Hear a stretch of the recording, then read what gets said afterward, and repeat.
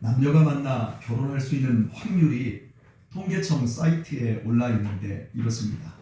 남자와 여자로 태어날 확률이 부부 모두 2분의 1. 이 세상의 200개국 중에 대한민국에서 태어날 확률 200분의 1. 대한민국에서 같은 도시에서 태어날 확률 197분의 1 등 이런 식으로 여러 경우의 수를 따져 계산해 본 결과 부부가 될 확률은 조를 넘고 억경을 넘어서 도저히 제가 읽을 수 없는 수치였습니다.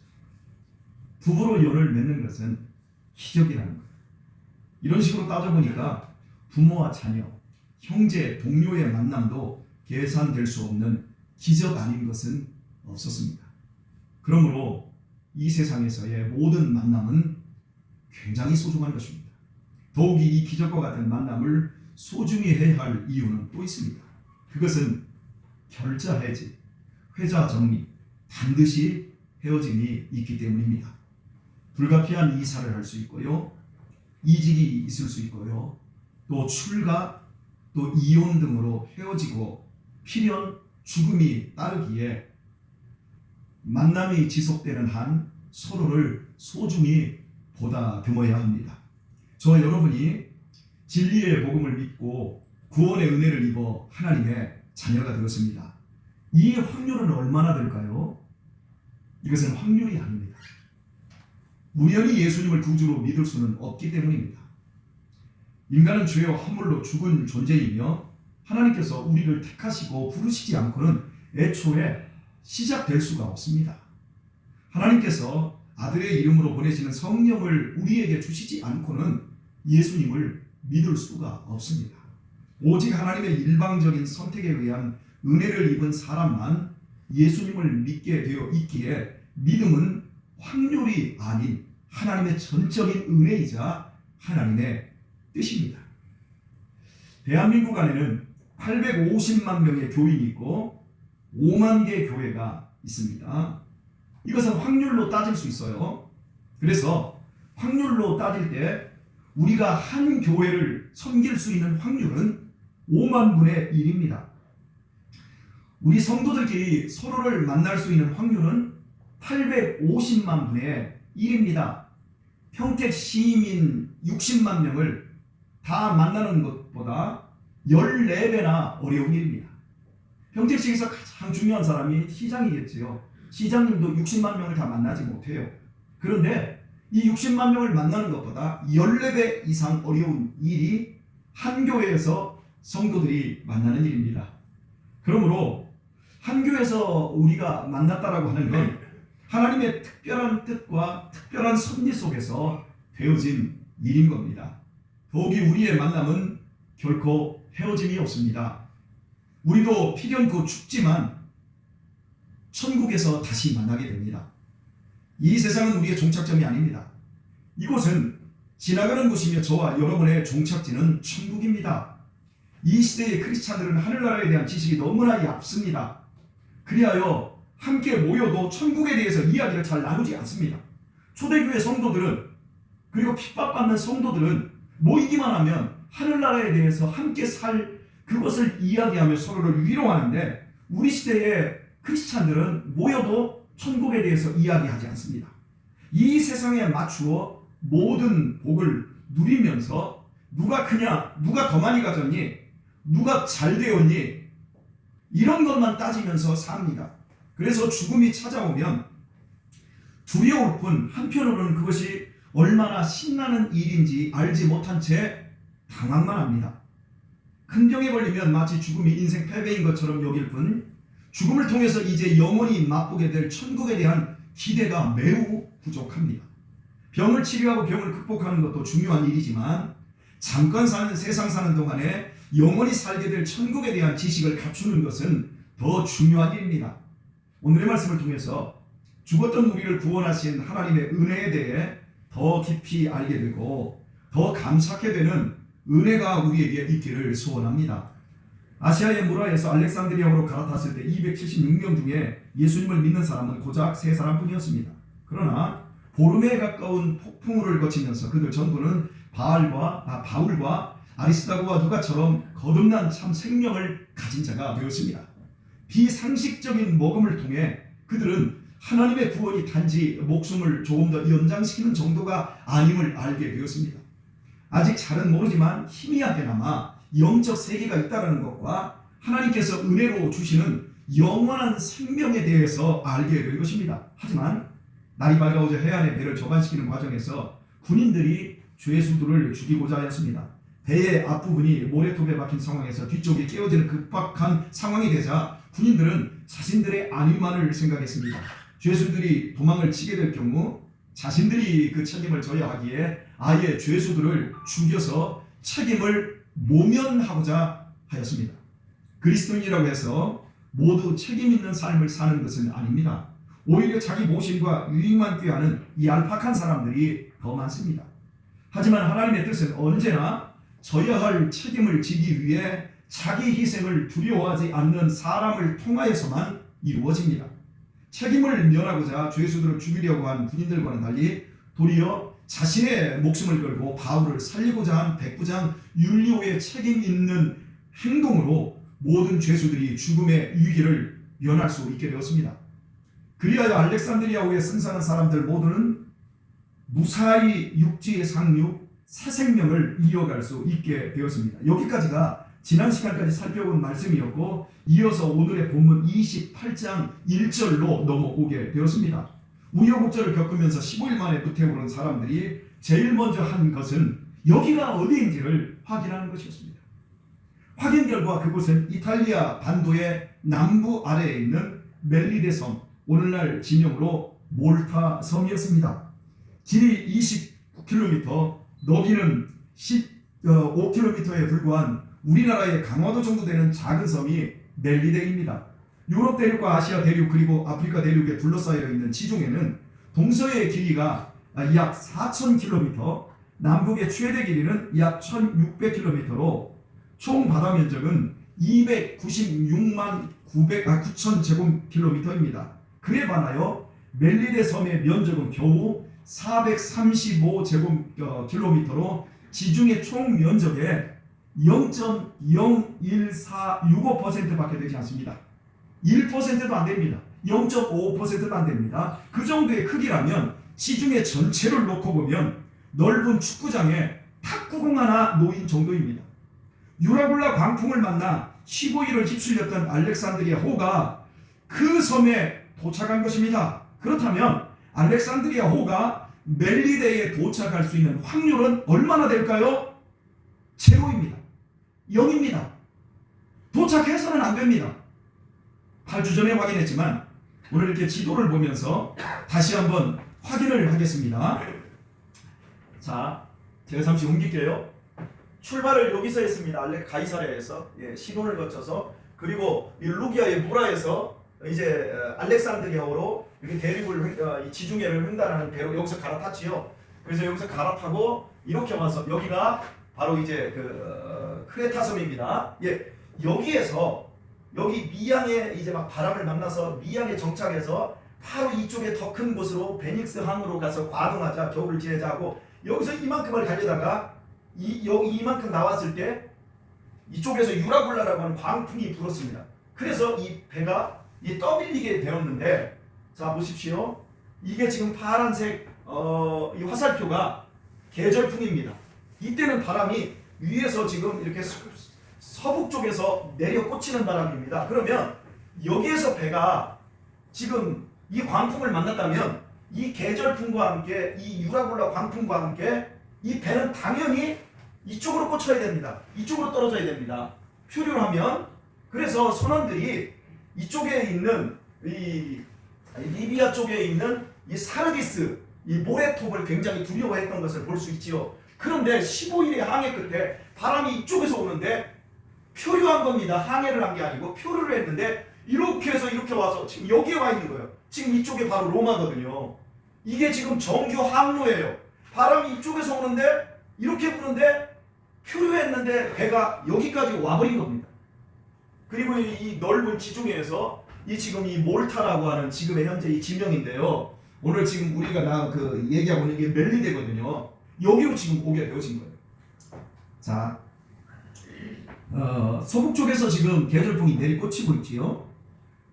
멜리데로 향할 확률은 제로입니다. 그런데 역풍을 거슬러 표류한 배가 서쪽으로 정확하게 항로를 따라 이동해서 지금 로마를 향하는 이 항로상의 제 끄트머리에 지금 오게 된 겁니다. 여기서부터 여기까지 이게 항로인데 여기는 섬이 하나도 없어요. 그래서 지금 여기에 온 거예요. 이 확률이 얼마나 될 거냐? 예. 멜리데는 표류하는 배들이 쉽게 가닿을 만큼 거대한 섬이 아니라는 걸 확인했습니다. 더욱이 바람이 역풍 속에 있었습니다. 이런 상황에서 15일을 표류하고도 정확하게 로마로 향하는 항로상의 멜리데에 도착한 것입니다. 바다의 전문가들이 선원이 아니더라도 그 배에 탔던 사람들 모두는 그것이 기적임을 알게 되었을 것입니다. 확률상 제로와 같은 일이 일어나서는 안 될 일이 현실 속에서 이루어졌습니다. 그 이유가 무엇일까요?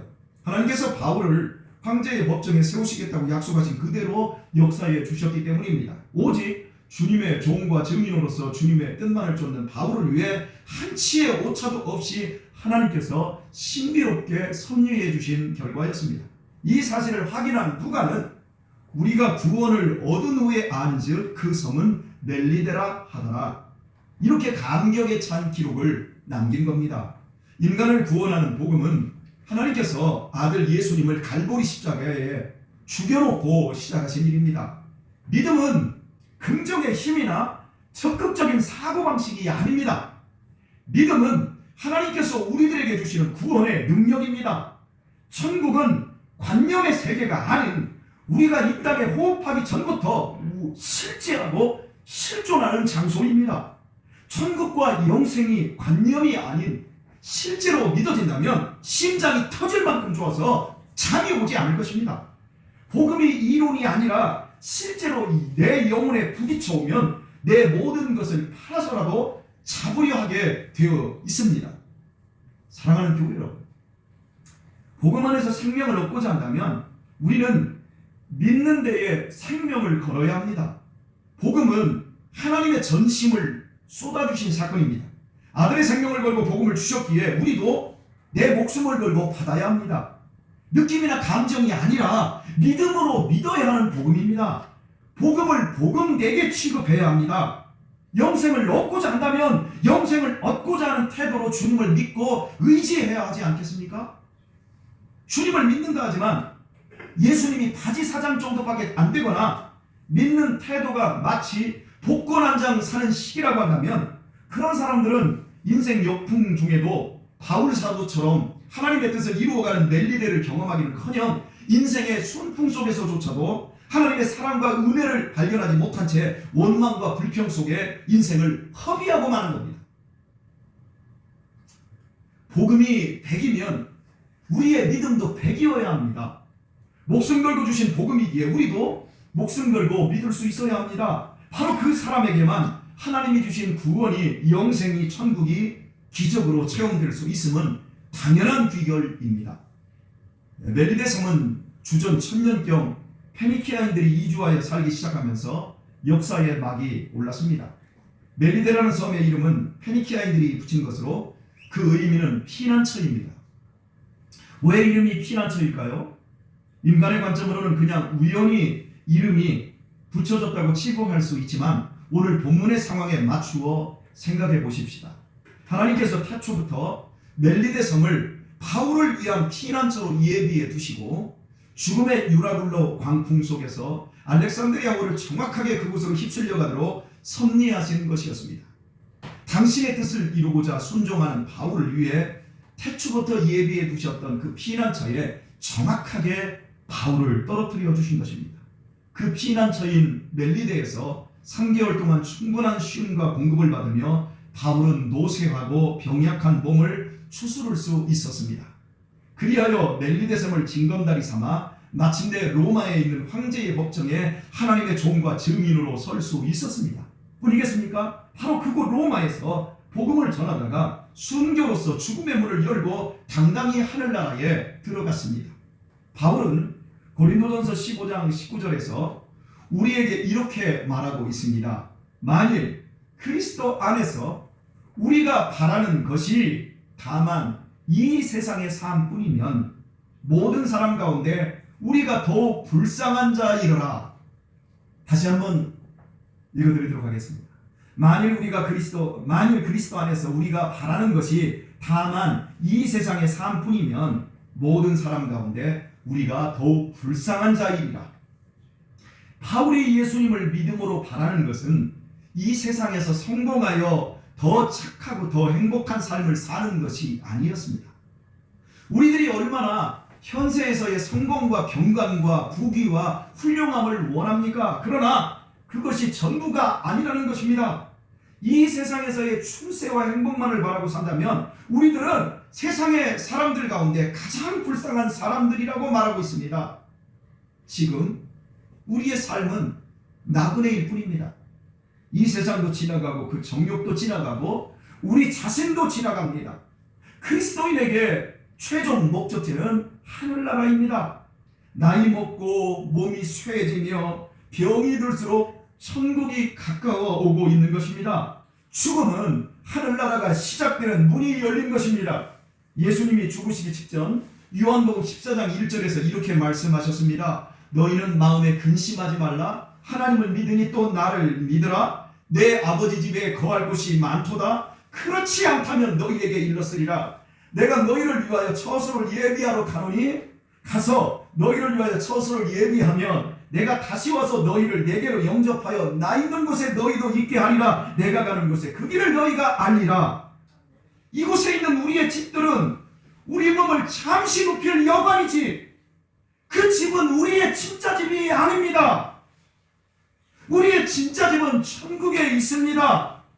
우리 하나님 아버지께서 하늘에 다 준비해 놓으셨습니다. 장차 우리가 들어가야 할 하늘나라, 즉 어린 양의 혼인잔치에 부름받은 자들을 향한 계시록 21장의 약속은 이렇습니다. 하나님이 저희와 함께 거하시리니 저희는 하나님의 백성이 되고 하나님은 친히 저희와 함께 계셔서 모든 눈물을 그 눈에서 씻기시매 다시 사망이 없고 애통하는 것이나 곡하는 것이나 아픈 것이 다시 있지 아니하리니 처음 것들은 다 지나갔음이로라. 어린 양의 혼인잔치, 즉 죄인이지만 천국 입성을 허락받은 저와 여러분은 복 있는 사람들입니다. 하늘나라에는 피말리는 경쟁이 없어요. 그곳은 스트레스가 없어요. 거기에는 무거운 세금도 없고요, 병도 없어요, 걱정도 없고요, 고통이 없고요, 그곳에는 죽음도 없고요, 찬송만 있습니다. 완전한 의와 영원한 기쁨과 영원한 만족이 있습니다. 주 안에서 사랑하는 우리 교우 여러분, 우리가 가게 될 천국, 여러분의 하늘나라를 잃어버리지 마십시오. 이 세상의 것을 전부로 바라본다면 우리는 사람들 중에서 가장 불쌍한 사람들입니다. 노는 것도 제대로 못 놀고 갖는 것도 제대로 못 가지면서 이 땅에서의 모든 것이 전부라고 생각한다면 우리들처럼 한심하고 불쌍한 사람들이 없어요. 비록 이 땅을 살아가고 있지만 여러분의 마음만큼은 저 높은 천국을 바라보셔야 합니다. 그렇다고 대충 살지는 마십시오. 성실하게 사십시오. 현실을 도피하지 말고 누구보다도 열심히 사십시오. 세상 사람들보다 더 사랑하고 더 행복하게 사십시오. 그러나 천국을 잃어버리지는 마십시오. 높은 산에 올라가서 아래를 내려다보면 괜히 마음이 넓어지고요, 다 모든 것들이 부질없다라고 하는 이런 마음이 생겨요. 아웅다웅하며 사는 삶이 얼마나 헛되게 느껴지는지 몰라요. 그래서 여러분, 산에 올라가서 밑을 내려다보면 마음이 조금은 비워져요. 이렇게 우리가 조금만 시야를 넓혔을 뿐인데 우리의 마음 자세가 달라지더라고요. 우리가 이 세상을 어떤 마음으로 살아야 하겠습니까? 비록 두 다리로 땅을 밟고 살지만 마음만큼은 항상 높은 하늘나라에 가 있어야 합니다. 믿는 사람이 하늘나라를 잃어버리고 이 세상에 만족하고 사는 것보다 불쌍한 것이 없습니다. 저와 여러분은 불쌍한 사람이 되지 않길 바랍니다. 성자 하나님이신 예수님께서 이 땅에 왜 오셨습니까? 예수님께서 왜 십자가의 제물로 죽임당하셨다가 3일 만에 죽음의 권세를 깨뜨리고 다시 살아나신 겁니까? 죄로 인해 죽을 수밖에 없는 우리를 위한 영원한 생명의 피난처 멜리데 섬이 되어 주시기 위함이 아니었습니까? 대체 이 세상 풍파로부터 내 영혼을 안심하고 내 가족을 안심하고 맡길 피난처가 과연 어디에 있습니까? 마태복음 16장에서 주는 그리스도시요 살아계신 하나님의 아들이십니다라는 베드로의 고백을 들으신 주님께서는 바로 그 위에 지옥의 권세가 이기지 못하는 내 교회를 세우고 천국 열쇠를 주시겠다고 말씀하셨습니다. 주님께서 당신의 피값으로 세워주신 교회야말로 나의 피난처입니다. 내 영혼을, 내 가족을 안심하고 맡길 곳입니다. 그렇다고 교회가 천국은 아닙니다. 교회는 천국을 향해 가는 천국을 향해 가는 곳에 꼭 필요한 징검다리입니다. 내 영혼을 위한 하나님의 사랑과 격려와 위로와 교훈과 책망을 주는 교회 없이는 천국을 향해 갈 수가 없습니다. 주 안에서 사랑하는 한올 가족 여러분, 절대 여러분 교회를 잃어버리지 마십시오. 이 교회는 여러분의 고단한 인생 항해를 위해 준비시켜 주신 영혼의 피난처, 또 다른 멜리데입니다. 여러분은 이곳에서 생각지도 못하게 독사에 물릴 수도 있습니다. 정말 이상하게 생각되는 토인들을 만날 수도 있습니다. 왜냐하면 이곳은 천국의 열쇠를 맡고 있는 곳이지 천국 자체가 아니기 때문입니다. 그것 때문에 여러분이 교회를 잃어버리지는 마십시오. 이곳은 주님의 은혜가 있는 피난처입니다. 여러분은 이곳에서 쉼을 얻어야 하고 힘을 공급받아야 합니다. 이곳을 징검다리로 하여서 여러분이 가고자 하는 저 영원한 하늘나라까지 올라갈 수 있어야겠습니다.